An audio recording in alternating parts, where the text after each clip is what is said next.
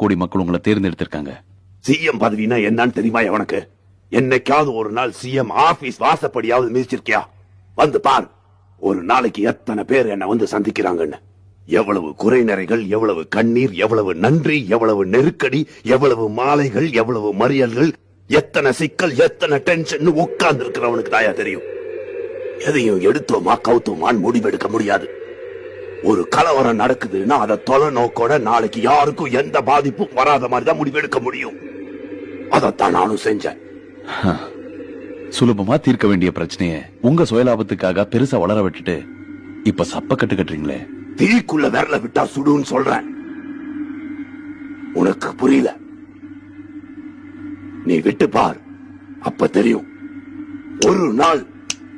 ஒரு நாள் நீ சிஎம்மா இருந்து பார், அப்ப புரியும். இது சரியான பதில் இல்லையே. நான் எப்படிங்க உங்க